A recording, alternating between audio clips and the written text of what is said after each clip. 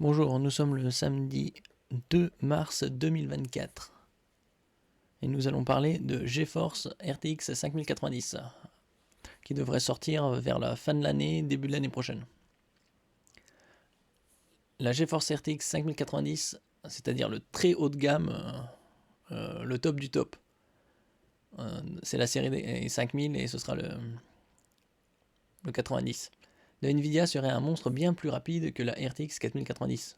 Bon, c'est comme d'habitude quoi, chaque génération est plus performante, mais de combien cette fois-ci?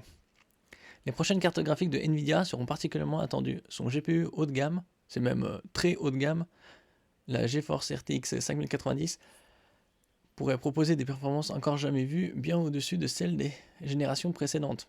Oui, en général d'une génération à une autre, genre 2080, 3080, 4080, la différence entre chaque génération est aux alentours de 25-30%.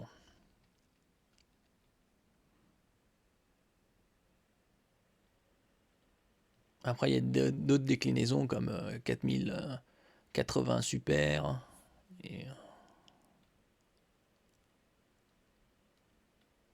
ou les 4070, 4070 Super, 4070 Super TI. Alors que Nvidia a déjà lancé un véritable monstre de puissance sous la forme de la carte graphique GeForce RTX 4090, qui est à plus de 2000 euros. La firme s'active à sortir la suite. Ainsi, l'entreprise travaille actuellement sur plusieurs modèles de GPU et notamment sur les cartes de la série 5000. Le prochain GPU de Nvidia, la GeForce RTX 5090, suscite déjà l'attention avec des rumeurs prometteuses. De plus, sa sortie prochaine, au 4e trimestre 2024, selon les rumeurs bien sûr encore, mais c'est possible, elle sera probablement annoncée ou présentée vers octobre-novembre et disponible à l'achat fin janvier, février, c'est-à-dire dans un an. À confirmer bien sûr. Fait que la carte graphique est particulièrement attendue. Selon le vidéaste Moore's Law is Dead, la RTX 5090 devrait offrir des performances supérieures à celles de ses prédécesseurs. Notamment la GeForce RTX 4090. En effet, une augmentation pouvant aller jusqu'à 70% est attendue en termes de puissance de traitement. Rien que ça, 2 tiers. Alors que comme je le disais, les autres c'était plus ou moins 25-30%, peut-être jusqu'à 50%.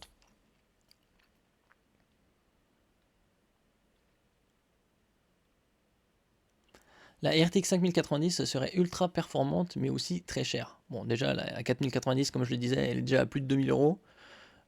En trouvant en dessous de 2000, c'est faisable, mais la plupart sont à 2000, 2200, 2500, voire plus. En revanche, il est envisagé que ce GPU ne dispose pas d'une puce entièrement activée.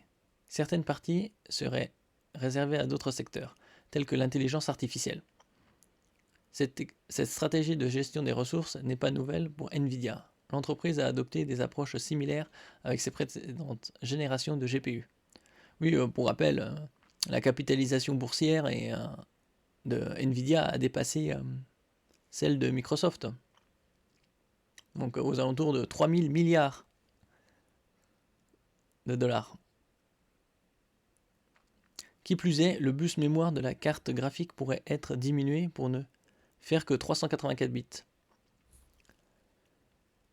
Les discussions sur les spécifications potentielles de la RTX 5090 interrogent également quant à sa place sur le marché des cartes graphiques. Étant donné l'absence prévue de concurrents de taille de la part d'AMD, oui, ils sont un peu à la traîne. Hein. S'ils pouvaient booster niveau carte graphique et être aussi bons en GPU qu'en CPU,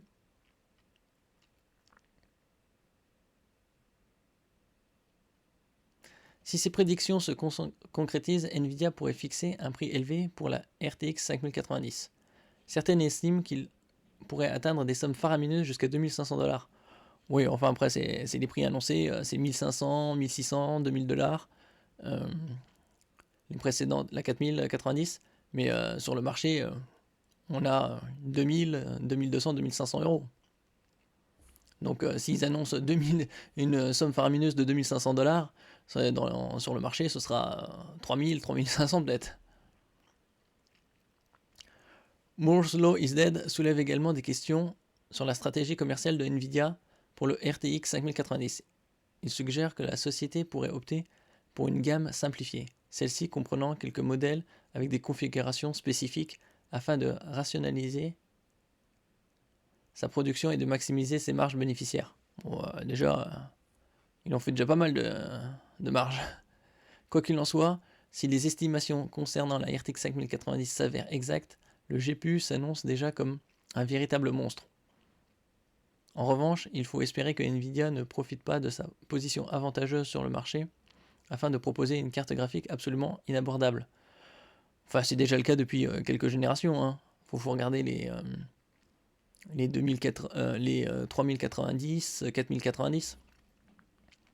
C'est déjà des prix qui dépassent plus de 1500 euros. Alors là, les GPU, Nvidia GB202, ce serait la série des 5000. Et face à la Nvidia AD102, c'est la série des 4000. Alors architecture Blackwell face à AD Lovelace. Un Graphic Processing Cluster sera le même à 12. TPC Texture Processor Clusters 96. Là, on passerait d'un tiers supplémentaire, face aux 72 existants. Total SM multiprocesseur de flux.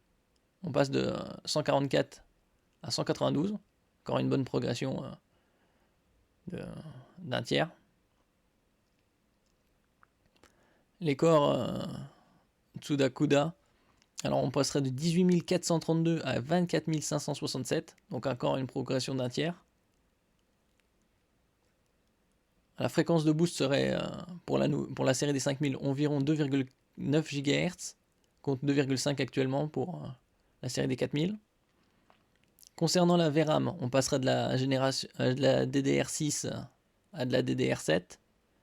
Et donc ce serait environ 24 gigaoctets. Oh, j'ai du mal à croire que il se base sur 24 gigaoctets pour la 5090. Moi je vois bien une version avec 32. On verra. Vu le prix, ils peuvent se permettre de rajouter. Moi je crois personnellement, les 24 Go ce serait bien pour les 70 et les 80, c'est-à-dire 5080, 5070. Pour les 5060, 16 Go. À voir. Le bus mémoire serait 384, resterait le même. Cache L2, aucune information. Et TGP, c'est-à-dire la puissance, pour l'actuellement, c'est des 450 watts. Bah, on ne sait pas. Peut-être plus, hein, que ça nécessite autant de punch. Il faut, déjà, là, actuellement, il recommande une alimentation de 1 kW, c'est-à-dire 1000 watts, voire 1200. Donc si la puissance augmente, il faudra une alim de 1500, 1600 watts.